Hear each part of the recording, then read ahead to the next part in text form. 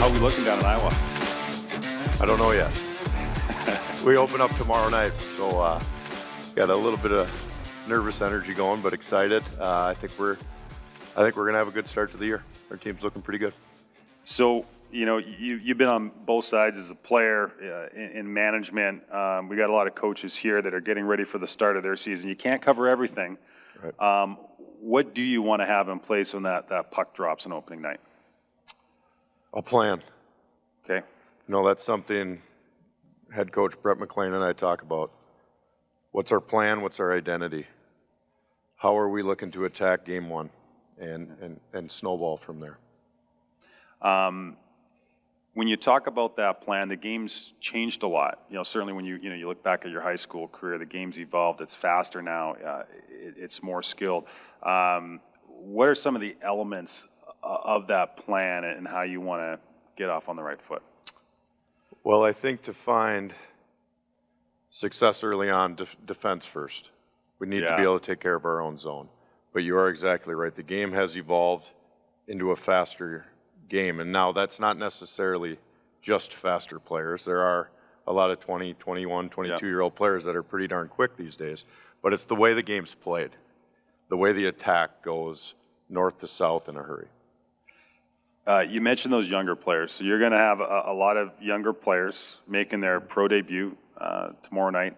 And I would assume that most of these players have been star players since they were, yay big. And I think it goes without saying that, this might be the first time where they're not, the first name called onto the ice. How do you help those players manage that transition? Well, they've earned opportunity because of their status, right? Whether they were in junior or college or wherever they got picked in the draft, that is a way to create some opportunity for yourself as a player. But now you're in a more team environment, you're in the American Hockey League, so you're in line. Yeah. There's guys that are a little bit closer to reaching the NHL than you are. So learn. This is a great opportunity to be there, to learn how to work, to learn how to be a pro, but to learn how to push yourself and compete with your teammates for opportunity at the NHL level. You had a really unique path to the National Hockey League, but I want to go back to when you were a high school player, Blaine High School. The 99-2000 season, you captured the AA state championship. What's your lasting memory from that season? Well, first, can I recognize my teammate there, fellow captain? Oh, yeah. Trevor Frischman, coach at go, Blaine Trevor. High School. There we go. Where we played. And I'm glad he's here because it goes, with my story about that team. And looking back, it is the players that you play with that make things so great. We had a family, well-known hockey family in our town, the Romfos. Jeff Romfo being the oldest, Brian the youngest, or middle, Scotty the youngest, who was our age. So Jeff won third in the state tournament in '92. Drafted by the North Stars, went up and had a 4-year career at Duluth. Yeah. Went in, played in the East Coast League in South Carolina. And my point why I'm bringing this up is because we followed him everywhere. I lived down the street from Scotty. Fast forward a few years, now we're going up to Duluth to watch him play at the old deck. Senior year, we drove down to South Carolina for our spring break to watch him play down there. And it's those relationships, and that's just one of 100, right? The kids I grew up playing with, you're playing football with, baseball with, soccer with, obviously hockey. You're watching the state tournament in your parents' basement with your buddies playing knee hockey. Yeah. And then to have the opportunity to be on a team with all your best friends and win, it's quite an experience. No kidding. And you mentioned there that, you're playing sports other than hockey. Yeah. I always find it interesting, coming down here to Minnesota. It seems like there's more kids here that play multiple sports. And, while there's not a direct line, personally, I believe it's no mistake that, there was 50 Minnesota players on NHL rosters on opening night. Like, the state of Minnesota just does such an incredible job of producing talent. But when you look back at your own career, like, how important was it to play multiple sports? Oh, extremely important. Number one, you might be the best baseball player in your friend group. Yeah. But you're probably not the best football player and probably not the best hockey player. So it's always good to be knocked down a few pegs by your buddies. So that's important. But I look back on learning how to hit a baseball. Yeah. Learning how to throw a baseball, throw a football. All great things to be a well-rounded athlete. But I think the most important is being coached by other coaches, other sports. Yeah. Trevor and I, again, played football together under Dave Nelson. And what position were you? I was a quarterback. He was a running back, though, so we had to give him the ball every play. It's a good backfield. Yeah, right. But playing for a coach like Dave Nelson goes on as in the Hall of Fame. You learn so many things in that environment, in that field that you don't learn in hockey. You decided, I guess, at some point to finish your high school career. I know that you were drafted in the USHL. Was that a hard decision, and what would have factored into that? There was some back and forth, but I don't think it was really hard. I knew we were going to be good in football. I knew we were going to be good in hockey and have a chance to win. So I think that factored into it. And again, you're looking across the room at your buddies, and this was our dream. Yeah. Yep. So you play out your high school career. You go to St. Cloud as a true freshman, and you play all 4 years there as a drafted player. You're captain at the end of your collegiate career. There seems to be a theme of patience in your career, and I'm sure that all the coaches in the room here will agree with me that patience isn't exactly a virtue with today's players. Where did that come from in your growth? Well, I don't know if I definitely wasn't born with it. But I needed time to mature, I think, emotionally, and just kind of I wasn't offensively gifted enough to push myself to the top. I had to find a role. But I think like any young player, like I've got a 12-year-old at home, and there's zero patience in him, which I assume I was much the same. But what I like about him is his want level. And I think I had that too, a drive and a want and a belief, and it kind of forces you to be patient if you want to keep doing it. How do you measure that? And I'm just curious because I mean, after college you turn pro, and all of a sudden you're in an ocean with the other 1%ers, so to speak. And I, having not been in that position, just everything I know about the game would be that want that you describe is probably the deciding factor for the trajectory for a lot of players' careers at that stage if they're fortunate to get there. How do you now in your role now, like how do you sort of evaluate the want that a player might have? Well, I think for me, just speaking for me, it's when your back's up against the wall, you're in a corner. Sure. And the odds aren't always in your favor. They're usually not, actually. So you find a way out. Yeah. How can I, carve out a role or a niche, but how can I make myself valuable, whether to a team organization, to an individual coach, that by the coach learning to believe in you and trust in you, and that creates more opportunity for yourself, for the player. Yeah. And then in terms of talking to the younger player, my message, a lot of things that we talk to our players about come through experiences that we had on our own. And, that's one of mine was making my circle small, people that believed in me, and love that. Go out and push for it. Yeah. Earn it. So you talk about, belief. You graduate, you're not signed by Nashville. Yep. And you go to the East Coast Hockey League. And I know, the game has changed. I think we're seeing more and more prospects start there. But at that time, I know that was kind of viewed as a bit of a death sentence. Like, it's like, if you go there, like, you're Right. starting to look at, overseas, et cetera. Just from the mental side of the game, how did you keep yourself in a mindset of, hey, I'm still going to use this as a stepping stone to the National Hockey League? Right. Well, that was an odd year, actually, looking back on it. It was 2004, 2005. So the NHL was on a full lockout that season. Oh, God, yeah. So I don't sign with Nashville. I end up signing two-way with Lowell. I think they're the Lock Monsters. But what ended up happening with them was it became a dual affiliation with both Calgary and Carolina. Got it. I don't think I'm a East Coast League player by any means. I know there's a chance that I end up there, but I'm thinking in my head, no way. Well, I get to training camp, and you've got Eric Stahl and all these NHLers coming down because they're not playing, and I start looking in the mirror like, this might not go the way as planned. So, yeah, I do. I end up going down to the Florida Everblades and got to play with some really good Minnesota guys. Tommy Ryman was a guy I played with at Blaine.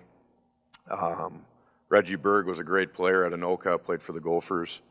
And then a college teammate of mine, Keith Anderson from Thief River Falls. And you get around those guys and, they push you. Yeah. They believe in you. And my plan was, okay, I just got to figure out a way to outwork these guys every day. And then January comes and NHL players start, okay, we're going to go play in the East Coast League.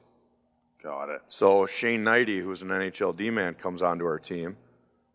And just sitting around, sitting with them, practicing with them, doing one-on-one drills with them and stuff was great. But I think more just talking to him.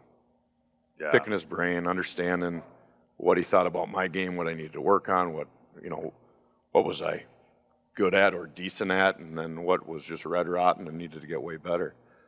And we developed a bond that year. I ended up switching agents, and I went with his guy, and again, a guy that believed in me, believed I could get out of that league, and it was one step up the ladder after that. So how old were you in that year? I think I was 23. 23. So so the American Hockey Coaches Association is in Naples, Florida. You fly into Fort Myers, where the Florida Everblades are. Great setup, by the way. Yeah, it didn't stink, I'll tell you that. And I've had 2 occasions where my flight's been canceled due to storms, and I was forced to spend a night out in Fort Myers. Terrible, isn't it? Terrible. It's awful. I can only imagine being 23 years old. But I mean, you talk about having those conversations and being intentional about saying, hey, I could just see how easy it would be to be like, I'm going to play hockey, but there's lots of other stuff going on. But to be intentional about your own development, was that something that, did you learn that from your parents, or how did you learn to sort of take that responsibility for turning yourself into a player and getting better? Well, I think work ethic, it's not genetic, right? You're not born with that gene. Yeah. So that is taught. Growing up, had jobs all the time, chores, all that type of stuff. But I loved playing the other sports. I loved playing baseball. I loved playing football, but I just wanted to play hockey. Yeah. That was my love. I always joked that practices were never really practice. Yeah. Football practice sucked. Baseball practice was boring, but hockey practice, we could have been at the outdoor rink. It was the same joy. Totally. So, I had a goal. I had a dream. That's what it was. We talk with, NHL coaches a lot. And one of the stories that we get told often is that, you've got the Connor McDavids of the world, and those players, they're in the NHL. They're not looking over their shoulder to see who's lurking behind them and, that fear of getting sent down. But they always point out, they're like, for 2/3 of the dressing room, they are looking over their shoulder. They're paying attention to who the team drafts, and and they said it takes a mental toll on you, and that oftentimes it's the players that at a young age can look themselves in the mirror and say, I'm not going to be the same player I was in high school or in college if I want to play in the National Hockey League. I'm going to have to change my game. And it's it's going to be on me to figure out these new skills that I'm going to have to learn. At what point did that maybe happen for you, and how did you go about maybe tweaking your game so you could contribute in some different ways? So I think I was playing in Hershey. Years they run together. I think it might have been 06. And Bruce Boudreau's coaching for Hershey, and they had just won the Calder Cup the year before. And I go in there, and he says, well, you're going to be the Darcy Tucker of the American Hockey League. And I'm thinking, I'm a power forward goal scorer. played for the Rochester Hendricks last year, and we weren't even close to the playoffs. Yeah. He says, no, you're going to be fourth line center wing, and you're going to learn to kill penalties, and you're going to be a rat and run around and get under people's skin. And I'm thinking, I'm this kid from Minnesota, played college hockey. Yeah. All right. And I started to learn then. And then Bruce goes on and, starts coaching in Washington, and I'm thinking, yeah, that guy kind of knows what he's talking about. So then I continued to do that. The next season I went to Providence with the Bruins. And that's where I really embraced face-offs and the penalty kill. Yeah. So now you kind of roll these three things together, and I still had some offense. But it wasn't until I got to Colorado that I decided that I had to drop the mitts a little bit more and do that side of things. Yeah. And that was when I started to believe in myself, like I'm an NHL player. You mentioned Bruce. I just want to read off some of the other coaches you've played for. Barry Trotz, Dean Evanson, Paul Maurice, just to name a few. What stands out to you about those gentlemen, perhaps some of the other coaches you had, and what worked and what helped you, or what did they do to help you as a player? I think I'll start with Bruce. He believes in all of his players, first and foremost. The relationship with him was outstanding. Barry, extremely detailed. Not only in his own way of going about his business, but the way he would prepare his teams, and then the way he expected his teams to be prepared themselves individually. Who else you mentioned? Paul Maurice. Yeah. He was incredible for me. A motivator, extremely hard worker, extremely driven, passionate, competitive. And I got to be with him at the end of my career, so that was, it was special. Oh, and then Dean Evanson. And I had Dean as an assistant in Washington and an assistant in Minnesota. And he really taught me how to keep my NHL career going by becoming a good face-off guy at that level, good penalty kill at the NHL, penalty killer. And trying to think of what else. And he's pretty rough and tumble from Manitoba, so he would work with me on that stuff too. He's an intense dude. Yeah. Very intense. Yeah. We mentioned off the top you represented Team USA twice. You were the captain in college.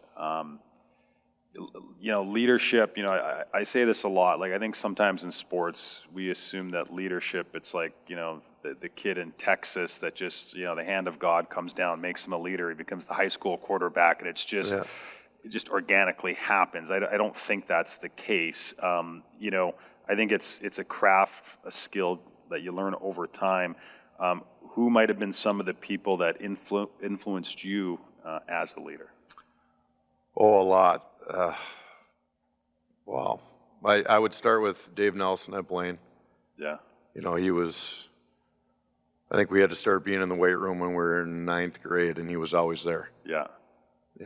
And he talking to the kids and putting us through summer football camp, stuff like that, and then getting to work with him, later in my high school career. Players, I got to play with some really good ones. I think Adam Foote in Colorado, the Avalanche, my first NHL captain. Joe Sakic was out when I finally got there, so he was great. And then I always like to say Mike Knuble. Played with him in Washington, and just a great man. Yeah.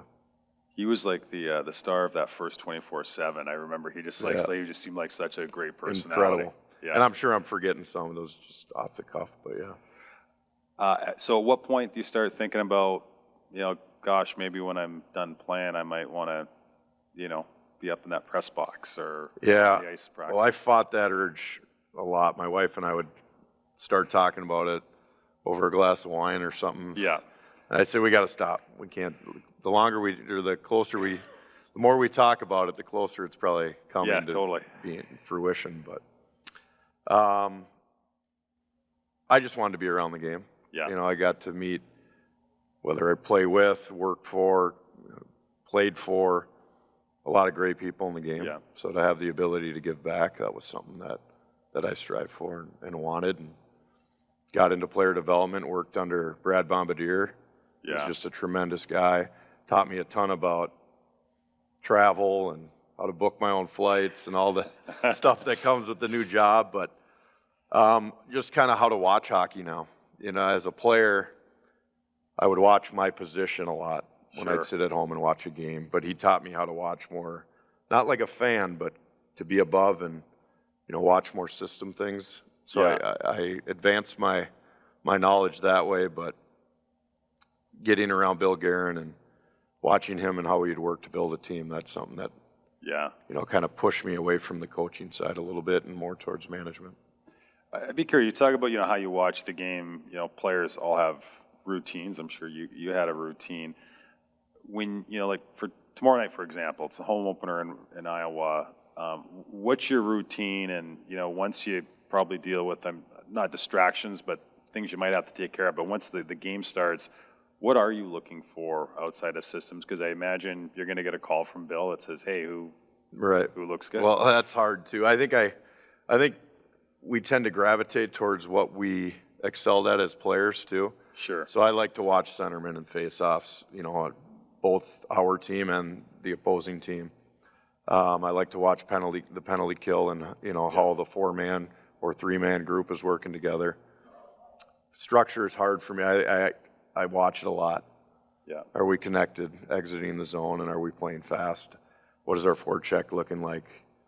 Is somebody not towing the line on a line? One of the forwards not doing what he's supposed to, or finishing his checks, those types of things.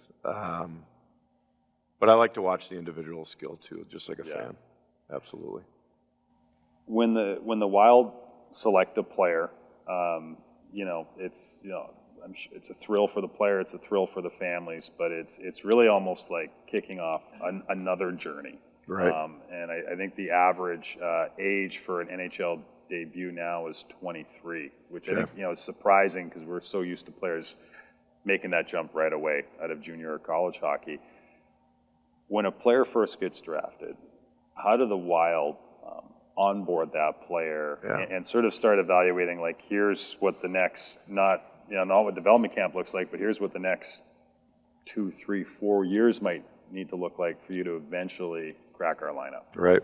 Well, the game has come such a long ways, I think, with Yeah. nutrition and training and knowledge outside of the rink, but that's really where we start. We try to help these young players identify some holes in maybe their nutrition, their training, the way they take care of themselves. And a big one for us is preparation. How are you preparing yourself for tomorrow's practice, for tomorrow's game? How are you preparing yourself right before a game, a couple hours before? So it's not so much on ice, it's more off ice. Yeah. How can we get the ball rolling in the right direction where you have more of a pro mentality in terms of your detail and preparation? Yeah. And then we get more into the on ice. Definitely like to group, 3, 4, 5, 6 things together of where a player excels, but the big one is their areas for improvement. When it comes to those areas of improvement, I just think we've got analytics now, and you put yourself in a player's shoes, and so, as much as they're trying to, I'm sure, impress you, they're trying to impress mom and dad, they're probably trying to impress their agent, they're trying to impress their skills coaches, they're trying to impress their strength coach.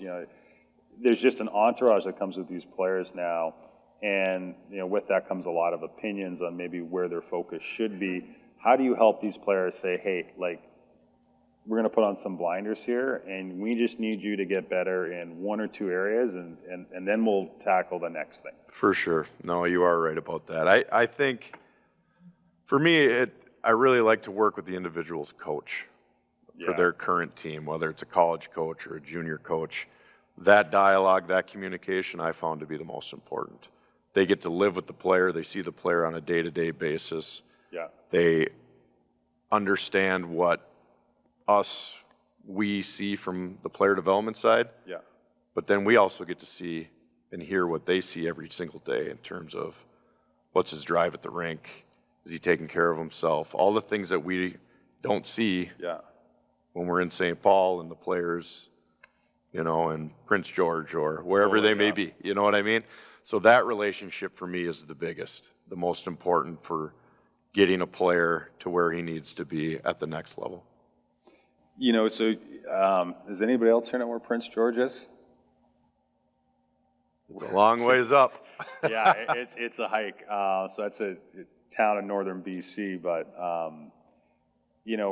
some of my favorite conversations where I learned so much is not talking necessarily with the coaches behind an NHL bench, but it's the coaches who are in your previous role in the development role, because they get to travel around and they watch practice, they have conversations with different coaches. I mean, we call this a coaching clinic where this is a den of thieves right now. We're all trying to steal everybody's best ideas, but that's what coaching is. How valuable was that for you coming out as a player and then being, pushed out on the road and just getting able to watch, how different people operate? Well, it's an incredible job.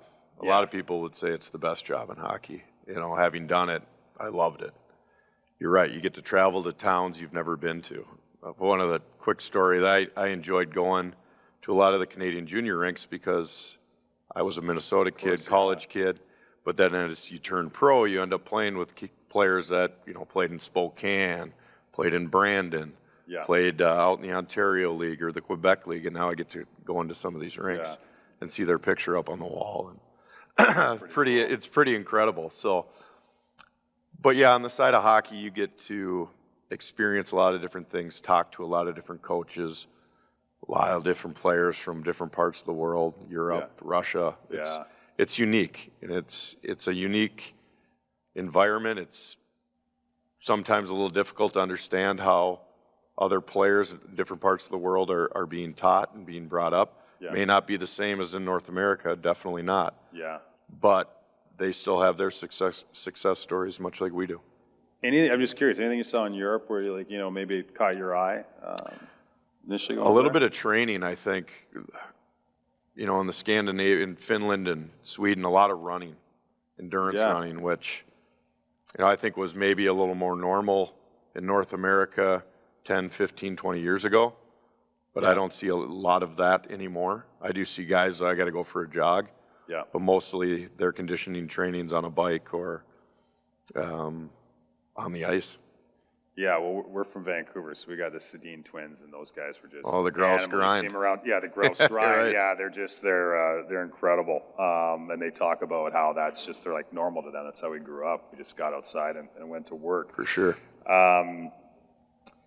Yesterday we watched Minnesota State's practice, and granted, I'm coming from coaching U7 hockey, so I go and watch practice, and I know Luke. I've known Wardo forever, and all excited, and I go down afterwards. I'm like, guys, that was a great practice. And coaches are can be such jerks sometimes. It was a fucking terrible practice.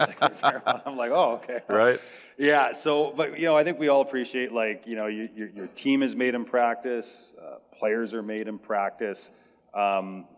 What might be some of the tenets that you want to see in a practice that, just in terms of, as much as I'm sure you're worried about the wins and losses, you're equally just worried about, are these players becoming good pros? Just looking back at your own career, perhaps, what are some of the habits that you want to see in practice? Well, preparation, we touched on that a little bit earlier. Being prepared to take the ice and then starting on time. Those are two right off the bat. We're not taking 5 minutes for you to start making passes tape to tape, that stuff. So we got to be on time, prepared and sharp to start, detailed and up to speed right away. I think with the new athletes, the way they're built now, they're fine-tuned, they're warmed up, they're like a race car, right? You just got to hit the gas and let them go. So you expect that, but then you expect detail. Once practice breaks down, the shooting drills are over, now you're getting into more structured things, and that is when detail for the younger player becomes so important. Detail, and they're building the right habits on a daily basis. What did you expect from your coaches in practice? Because, you talked about it. I think a hockey practice is so dynamic compared to a lot of sports. But, again, just watching practice yesterday, I posted a video on Twitter, like they've got, it almost looked like a squirts practice. There's stations going on, everybody's moving, but I'm sure there's, on another day you could have walked into another rink somewhere and you'd see, just long lines in the corners of guys standing around. What did you expect as a player, and what kind of maybe motivated you to? Well, I think I think the small area games are still really important, even at the highest level. You go watch a Minnesota practice, and they'll usually start a practice or end a practice with a small area game to kind of get the guys up and running. They put a little on the line, maybe a bag skate or something for the loser, so that's always fun. But then in terms of the structured things, if you're going to start working on breakouts, can you throw in a rim puck? Can a player start working on that area of the game? Even though we're keeping it in a structured situation, but let's start with a rim.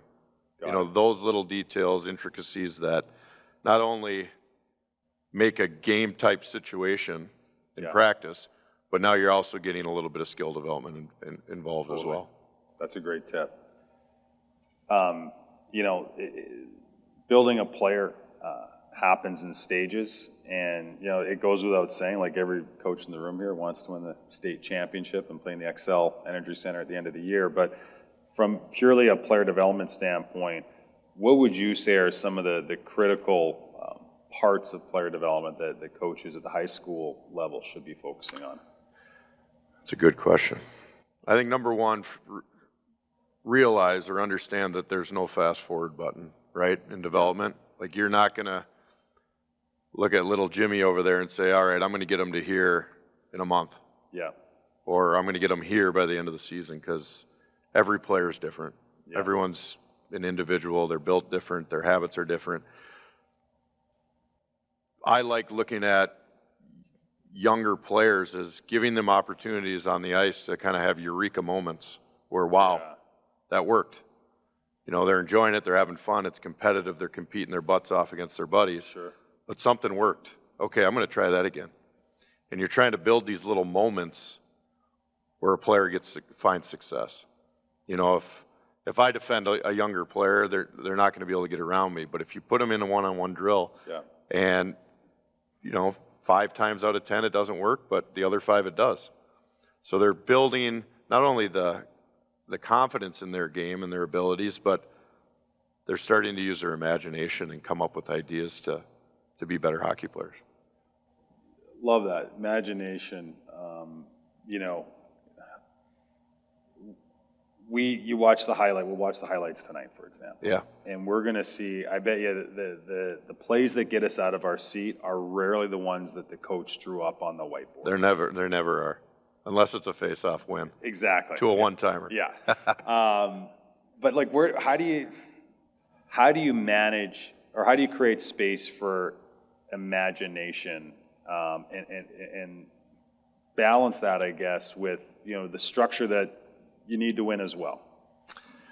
Yeah, it's a tough balance, because you want to teach structure. You want to teach like a winning environment is important in hockey, but to help the individual, sometimes you just got to put the whistle in your pocket and let them play.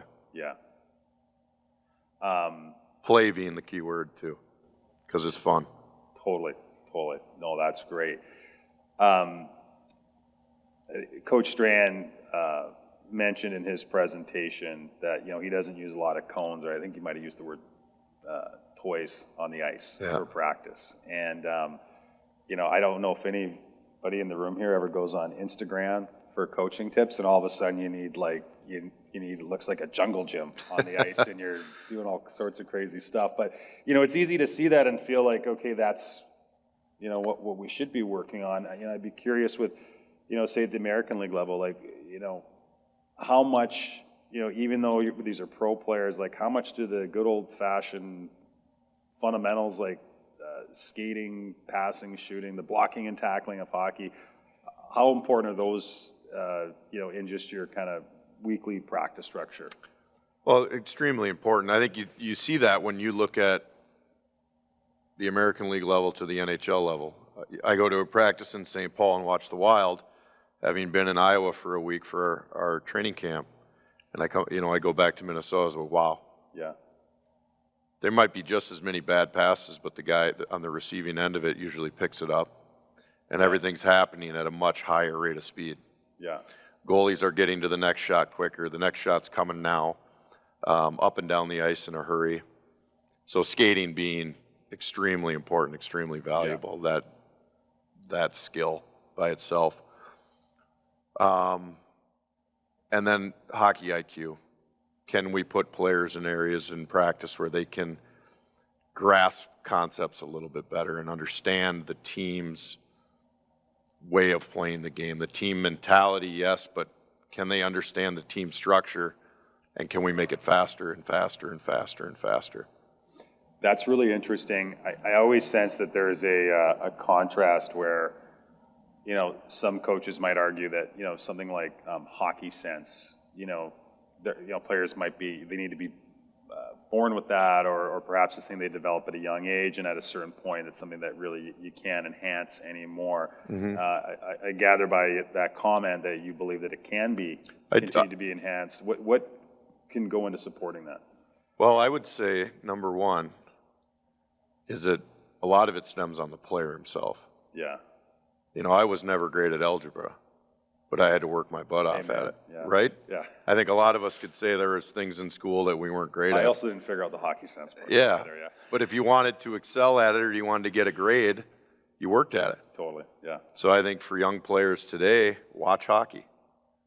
Understand, try to figure out why, I don't want to use Connor McDavid, why Joel Eriksson Ek does what he does in certain situations. Yeah. Why does he always go to the net? Well, because he's smart. Yeah. Right? That doesn't take a genius to understand that. Sure. But you have to work. I remember, you know, in my young pro career, the coach calls you to the whiteboard, everyone takes a knee. Yeah. But what do you do when you take a knee? You relax. Yeah. So I would lose focus. I'd be staring at the ice, you know, looking at my laces, and coach would say, all right, let's go. And I'd look, oh, shit, I don't know what to do. Yeah. So I'd stop taking a knee so I wouldn't lose my focus.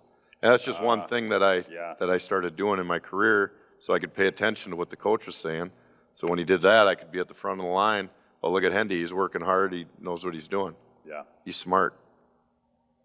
And I think like so much of, you know, player development, like we forget it's those habits there and just how to learn. I think sometimes we reference that as, you know, just being a good pro.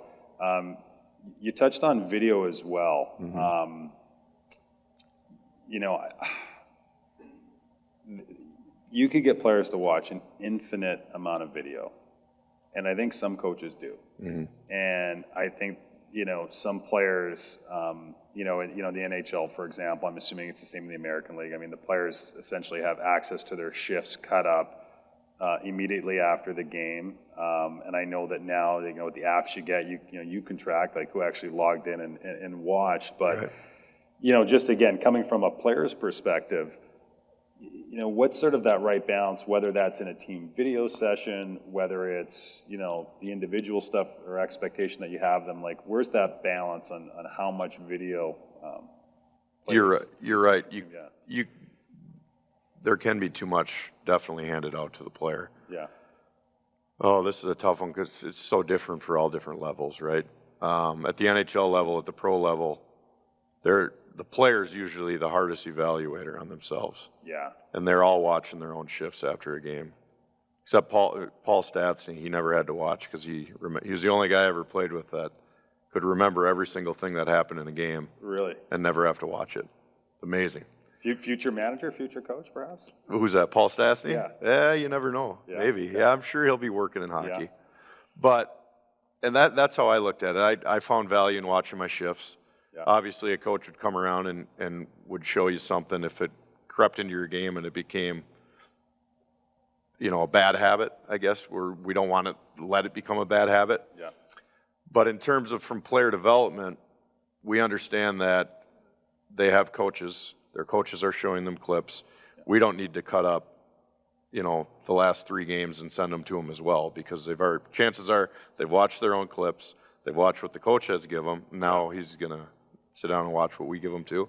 Yeah. So it becomes a little bit too much, but It's a valuable tool in the sense of seeing where you're doing well and seeing where you're making mistakes. Let's just not bog them down with too much of it. Yeah.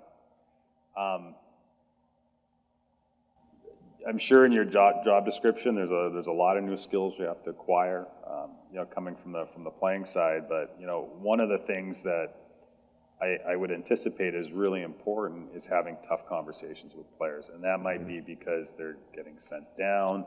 That might be because they've been benched or, they face some sort of adversity. And I think that goes for everybody in this room. Like that's the reality of coaching and really leading in any walk of life is you got to have some tough conversations. What have you learned in how to approach those conversations? That's a good question too. I think looking back, usually the hardest conversations are the ones that benefit the player the most. I know they did for me. Yeah. You can talk to a manager, you can talk to a coach, and they can leave a lot of gray area. And for the player, that doesn't necessarily do them any good. I think the best way I could say it, as I got this from Paul Maurice in Winnipeg, I went up to him on a Wednesday, I think our next game was Friday. And I said, hey, am I playing Friday? He says, nope. I said, okay, great. The next week, hey, am I playing Saturday? Nope. All right, great. He said, you keep saying great. I'm like, well, at least you're not saying let me think about it. He says, yeah, I learned that in my career as a coach. A player's favorite answer is always yes, but their second favorite answer is always no. I want a yes or no answer. I don't want any gray area. And it made a lot of sense to me, and that's how I look at it as well. Love that. Yep. Love that. You said no a lot, though. Yeah. Should have been playing me more. Mixing a few yeses. Yeah. You know what? My experience of coming down here to Minnesota, and we work closely with Minnesota Hockey as well, and do events with them, and sometimes it takes an outsider's perspective, and that is to say, so many minor hockey coaches now, and certainly in North America, they get paid. Like I know, like where I'm from in Vancouver, like at the end of the season, it's almost like July 1st on free agency. Like literally, coaches are emailing minor hockey associations to see how much money they can get out of them, and there's and Minnesota's all predominantly volunteer driven. And I look at just the high school coaches here, like they play 25 games. Like in so many parts of the world, like there would be tables being flipped over if you said you're only going to play a 25 game schedule. Yet the data is the data, and the data says that at least in North America, and it's right up there with pretty much anywhere in the world, this is the best place to be developed as a hockey player. How do we sort of protect this, and what maybe stands out to you? Because again, now you've been the player, now you're the dad, Yeah. Now you're in management. What stands out to you about just hockey in Minnesota, and how important is it to sort of keep Minnesota hockey? Right. Well, it's the state of hockey, for sure. And a huge thanks to all our coaches that are here today and all over the state, because tremendous passion for the game, love teaching and helping young men, boys and girls, become, grow and love the sport. But I think what Minnesota does so well is it promotes hockey at a young age. We have a lot of players. I think we have 9 in Minnetonka. I think we have 9 Pee Wee teams this year. That's incredible. Wow. So we have a lot of players playing hockey. Yeah. There's a lot of rinks. We have, back from when we were younger, a lot of the arenas didn't have ice in them. Well, now there's ice in the rinks all summer long. So there's just more and more opportunities for young kids to get involved and join the sport. Yeah, that's a great point. And again, shout out again to the coaches. And I think so. Again, my perception is, you talk to folks down here, and it's just like tying their shoe across the street. Like they don't even think about it. Mm-hmm. But it is, it is really unique. And I think the other thing I would call out, I noticed in Minnesota, and this is just so unique, is that coaches here are just as quick to praise a player on another team, a coach on another team, a program. And there just seems to be this collective, like, hey, we all want to win, we all want to compete, but we're all equally as proud of just what we're doing as a whole and as a hockey community here. Matt, as we close here, I'd be curious. I can only imagine that the last 4 years of your career, you've just been on a steep learning curve, and I sense you're just getting started in this second phase of life. What have been some of the resources, people, books, et cetera, that maybe you've looked to or leaned on for some direction? That's good.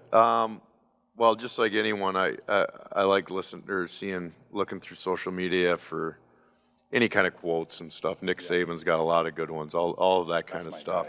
Guy, Great stuff. Books are good.